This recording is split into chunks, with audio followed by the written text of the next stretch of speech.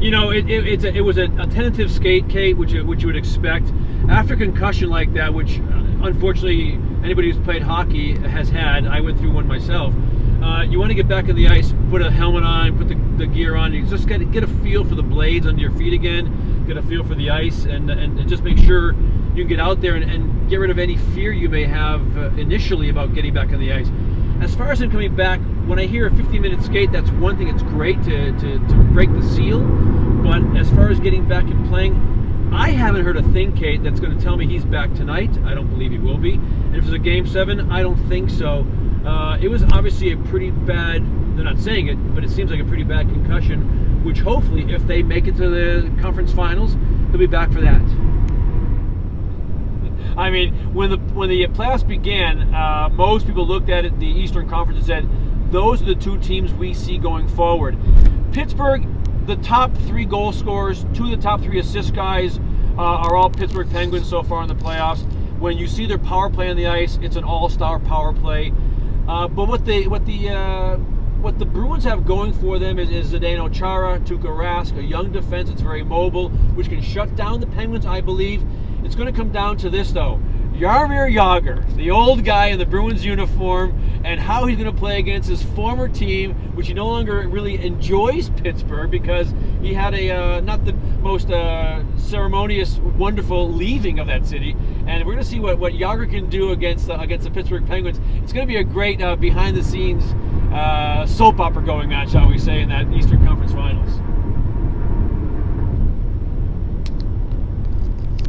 They need to do what they haven't done, and no one's really done in the Shark Tank this entire year, Kate. The Sharks lost 2 games this year at the Shark Tank the entire season. Of course, it was a shortened season, but they're so tough at home. There's 2 places to play in the NHL that all players say are the toughest buildings. The Joe Louis in Detroit and the Shark Tank in San Jose. It's a tough building to play in. It's loud, it's boisterous, and when you have the home ice advantage, you have the last change, which always helps the home team. And you're trying to get Joe Thornton and Patrick Marleau and Logan Couture out against a line that cannot defend them. And that's what happened in games 3 and 4 when Joe Thornton went off and had a field day. Some of the best hockey he's played in his entire career. The Kings have got to combat that. Without Jared Stoll, it doesn't help them immensely at all because he's one of their best defensive players and best face-off men. They've got to come out in the first period and do, Kate, what they did at the Staples Center in Game 5, and that is hit, and hit some more. Matt Green, being back in defense, helped them immensely, and they've got to set that tempo and try and get the Sharks off their game because when they're on their game, they're big, they're fast, they're tough to defend.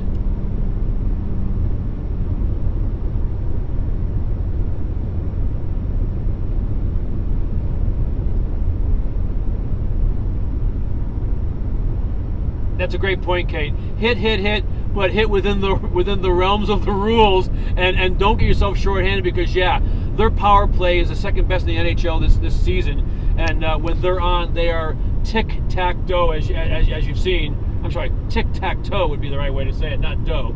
And they're amazing because they are so good and so fluid. Yeah.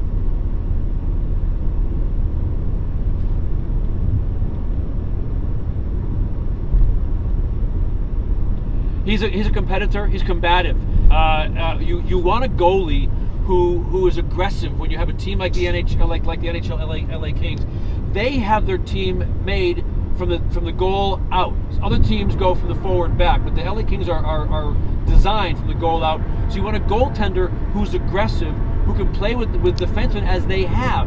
You have Matt Green, Robin Regehr, and Rob Scuderi, 3 stay-at-home defensive defensemen, and they're paired with Voynov, sometimes Martinez, definitely Doughty, and guys like that who are more offensive, and Jake Muzzin. So you have pairings that have one defensive guy, one offensive guy, and when you have that kind of mixture, you want a goalie who can be combative, challenge the shooter, have a defenseman who can clear the front of the net for you, and then move the puck out with the other guy who is that kind of offensive-minded defenseman. That's the way the LA Kings are set up, and that's why having someone like Regehr from the trade deadline and getting Matt Green back was so important to the LA Kings because Willie Mitchell, their other defensive defenseman, has been gone all season, and they can't replace him, and Regehr's come in at the trade deadline to do that.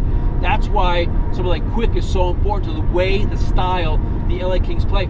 Also, Kate, their forwards come back and play great defense. You know, their most offensive player they have is Andrzej Kopitar. He's also one of their best defensive players you have. So you have an all-star who's really responsible in the defense, in his defensive zone, which is another reason, Kate, hate to say it, that's why Jarrett Stoll has missed so much. He's a great defensive forward.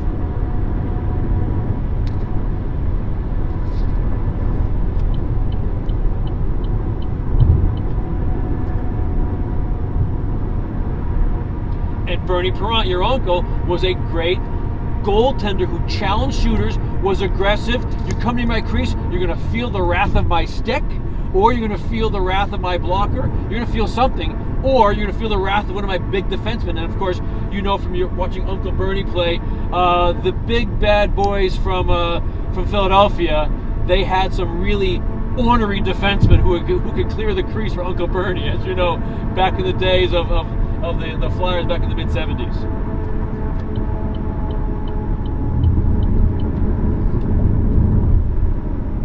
Yeah.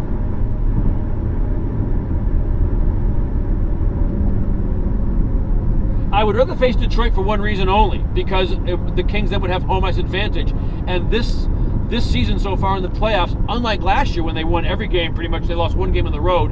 This year they're playing better at home, and they have right now a 12-game winning streak at Staples from the end of the season through the playoffs. So the way they're playing at home, I would say as a fan, even though I work with the Kings, but as a fan, I'd rather see them play Detroit, because if they go a 7-game series, they would have the 7th game at home, as they will if they drop Game 6 in San Jose. Game 7, of course, is Tuesday at home.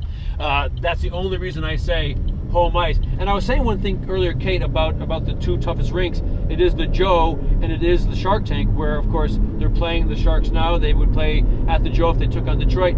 I'm hearing from players the third toughest rink to play on after last year's run is the Staples Center in LA.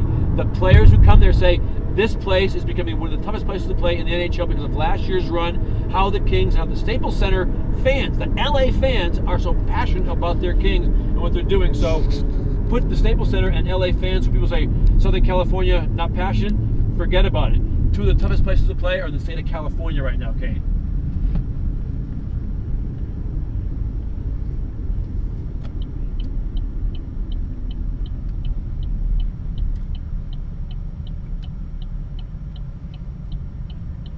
It sure as heck is. Yeah, it's wonderful. It's great.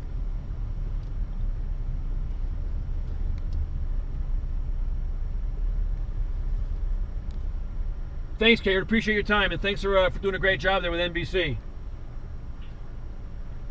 You got it.